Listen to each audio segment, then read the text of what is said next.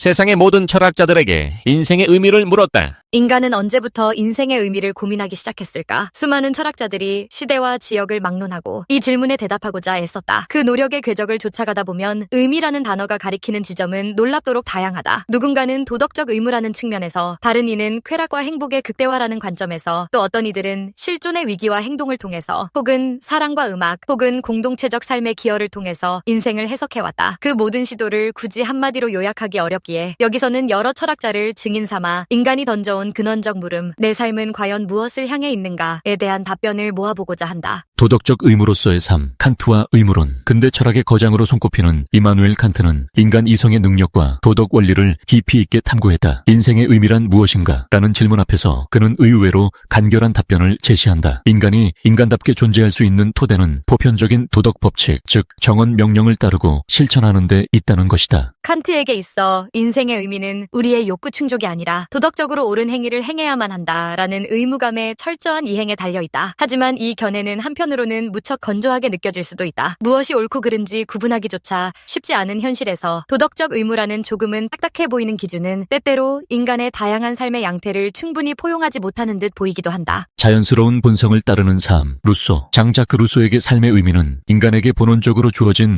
천성에 따라 살아가는 것으로 요약된다. 루소는 사회제도와 문명이 지나치게 발달하면서 인간의 자연스러운 감정, 자유, 선함이 훼손되고 있다고 비판했다. 그가 보기에 진정한 행복과 삶의 의미는 자신이 진정으로 원하지 않는 것은 절대로 실천에 옮기지 말라는 태도에서 비롯된다. 이는 개인의 자유를 최대한 보장하고 자연 상태에서 인간이 가지고 있던 순수한 감정을 되살려야 한다는 주장으로 확장된다. 이 관점에서 볼 때 현대사회에서의 삶은 여러 외부 조건에 순응하도록 강요당하기 쉬우며 이로 인해 자기 본래의 뜻을 잃어버리기 쉽다. 루소는 이를 경계하면서 오직 자연적인 자아를 회복하고 진실하게 사는 길을 끊임없이 모색해야 한다고 말한다. 최대 다수의 최대 행복, 벤담. 도덕이나 본성보다도 쾌락과 고통의 관점에서 인생을 바라본 사람이 있으니 그는 바로 공리주의의 선구자 제러미 벤담이다. 벤담은 인생의 의미는 쾌락을 최대화하고 고통을 최소화하는 것이라고 주장했다. 이는 자칫 이기주의나 방종으로 보일 수 있지만 벤담은 자기 자신뿐 아니라 여타 모든 사람들의 쾌락 총합이 극대화되어야 한다는 최대 다수의 최대 행복을 핵심으로 삼았다. 즉 인생의 의미를 쾌락과 연결지되 그것이 궁극적으로 사회적 차원에서도 선한 결과를 가져와야 한다는 점에서 공리주의의 중요한 윤리적 기반이 세워진다. 거대한 체계와 실천의 빈틈, 칸트, 피히테, 헤겔 이후 칸트, 그리고 그의 후예인 피히테, 헤겔 등 독일 관념론의 대철학자들은 철학의 길이 남을 방대한 사유체계를 구축했다.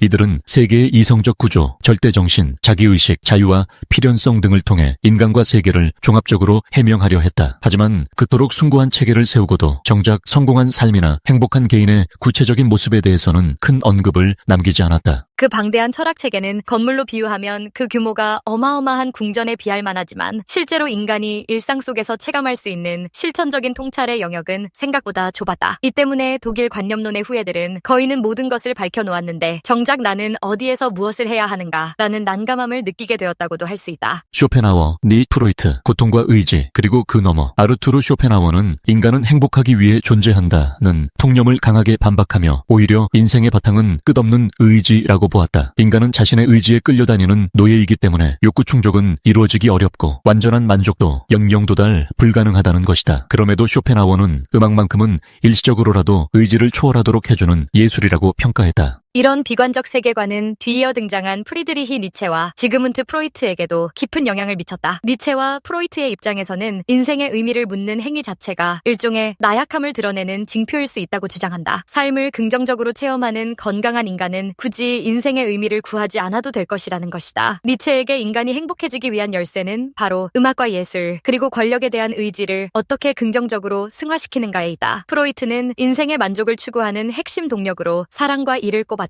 인간은 사랑을 통해 심리적 행복을 찾고 이를 통해 자신의 잠재력을 발휘해 성취를 누린다. 자, 그리고 지속되는 변화. 에른스트 마흐. 에른스트 마흐는 인간이 맞닥뜨리는 인생의 의미 문제를 자아의 문제와 함께 논의해야 한다고 보았다. 인생을 긴 여정이라 할 때 애벌레와 나비는 몸은 이어져 있지만 전혀 다른 존재처럼 보이듯 한 인간도 어린아이와 성인의 자아가 같지 않다는 점을 강조한다. 따라서 인생에 딱 하나의 절대적이고 영구적인 의미를 부여하려는 시도는 무리이며 각 단계마다 의미가 달라질 수밖에 없다는 것이 마의의 결론이다. 궁극적으로 중요한 것은 우리가 어떤 상황에서든 느끼는 감정이며 이 감정이야말로 모든 삶의 의미를 함축한다고 주장했다. 대답을 거부한 20세기 비트겐슈타인과 그 외의 시선, 20세기에 이르러 인생의 의미에 대한 질문에 답변하기를 거부하는 철학자들도 등장한다. 대표적으로 루트비 비트겐슈타인은 일련의 철학적 문제들을 학문의 미명 아래에서 부질없는 질문을 다루는 것이라고 비판했다. 이 세계에는 정확히 논의가 가능한 범위와 논의가 불가능한 범위가 존재하는데 인생의 의미 문제는 언어의 논리로는 다루기 어려운 영역이라는 것이다. 비트겐슈타인은 말할 수 없는 것은 침묵해야 한다고 역설한 바 있는데 그에게 인생의 의미 문제는 굳이 논리적으로 말할 수 없으며 그 답변은 사람마다 은유적 직관적으로만 파악되는 것이지 체계적인 언어로 확립하기 어렵다고 보았다. 이 입장은 철학이 해명해야 하는 지점을 오히려 좁혀놓았지만 동시에 현대 철학이 기존의 거대 서사를 해체하고 새로운 길을 모색하는 데 기여한 중요한 전환점이 되었다. 실존과 자유의지, 사르트르의 시선. 장폴 사르트르는 실존주의 철학의 대표자로서 인생의 의미는 스스로 행동을 통해 창조해내는 것이라 주장했다. 사르트르는 이 세계가 본래 아무런 목적도 의미도 지니지 않은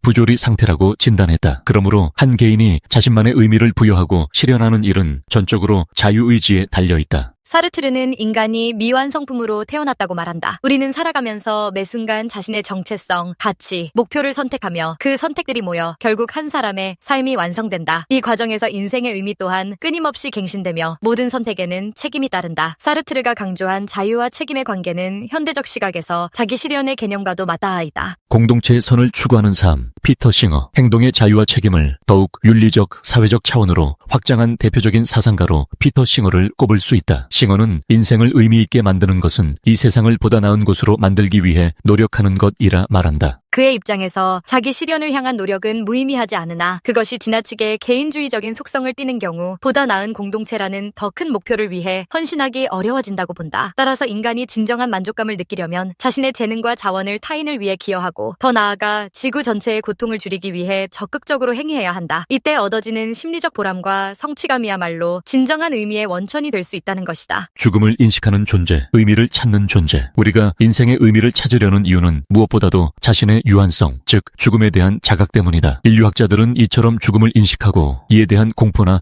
고민을 표출하는 점을 인간을 동물과 구분짓는 특징 중 하나로 보았다. 우리는 매일 조금씩 죽음에 가까워진다는 사실을 머릿속에서 지우려 해도 완전히 잊기는 어렵다. 죽음이 유한성의 문턱이라면 그 문턱 앞에서 나는 어떻게 살아야 할까라는 물음은 자연스럽게 따라온다. 결국 우리의 의식은 인생 전체를 관통하는 일관적 의미를 갈망하지만 그 해답은 저마다의 상황과 가치관에 따라 다르게 제시될 수밖에 없다. 철학에서 심리학으로 변화하는 질문. 의미 추구는 나이와 상황에 따라 그 양상이 크게 달라진다. 청소년기에는 상대적으로 객관적인 목표 혹은 이상을 찾는 과정에서 인생의 의미를 강렬하게 추구한다. 중년기에 접어든 뒤에는 내가 지금까지 해온 삶이 과연 의미 있었는가? 나는 제대로 살아왔는가? 라는 식의 자기 반성이 두드러진다. 시간이 흐르면서 인생의 의미를 묻는 것은 철학의 영역, 의미란 무엇인가에서 심리학적 영역, 나는 과연 잘 살아왔는가로 옮겨간다. 한편 이때 더 중요한 것은 내가 이루어낸 것 중 진정 기쁘고 자랑스러운 것은 무엇인가? 라는 성취감을 점검하는 일이 될 수 있다. 결국 스스로의 행동과 선택이 만족스러운 수준인지 평가하고 만족스럽지 못했다면 앞으로 어떻게 달라져야 할지를 고민하게 된다. 단 하나의 의미를 향한 갈망과 그 허상. 왜 우리는 단 하나의 유일한 의미를 찾으려 할까? 이는 어쩌면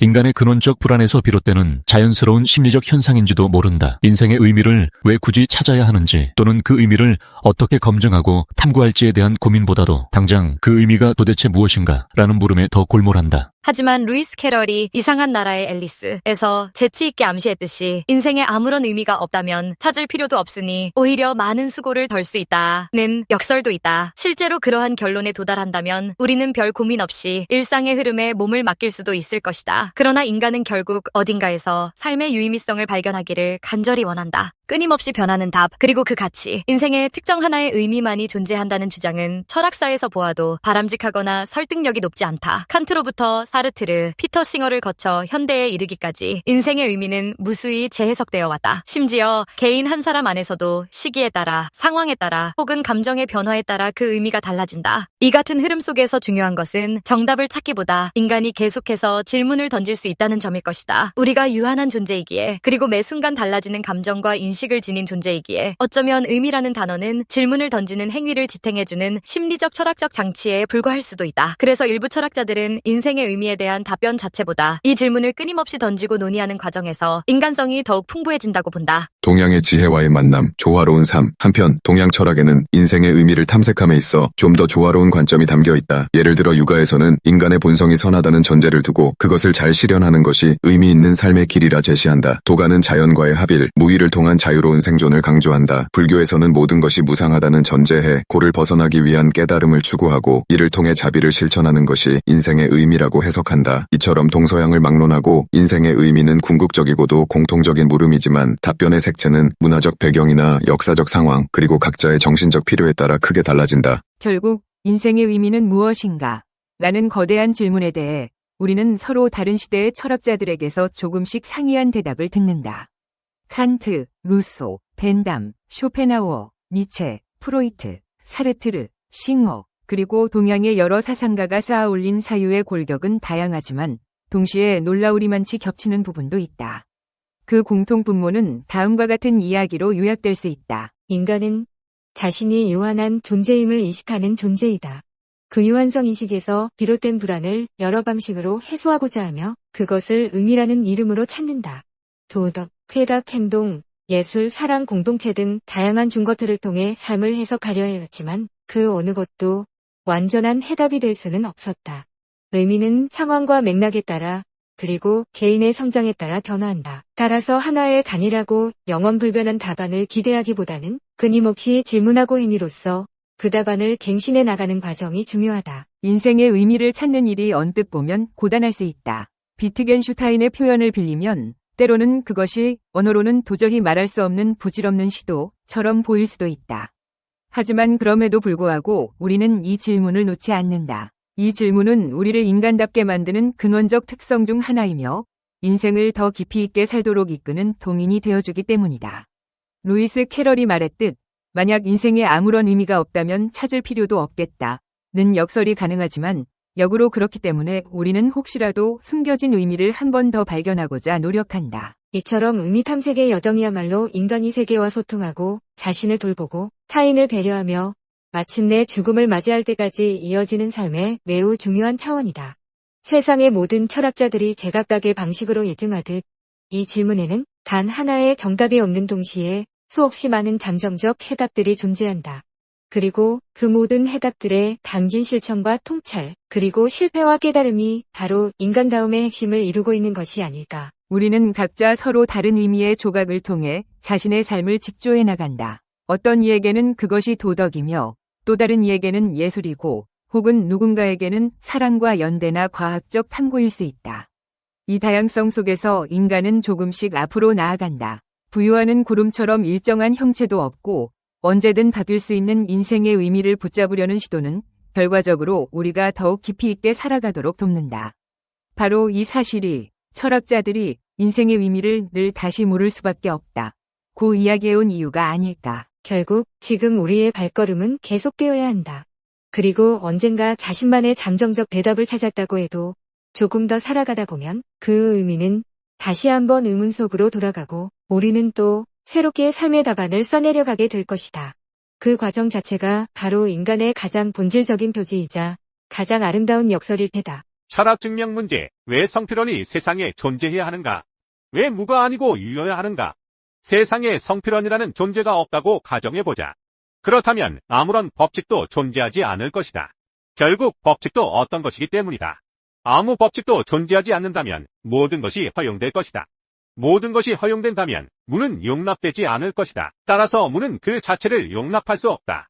그러므로 성필원은 이 세상에 존재해야 한다. 철학 문제 증명 끝.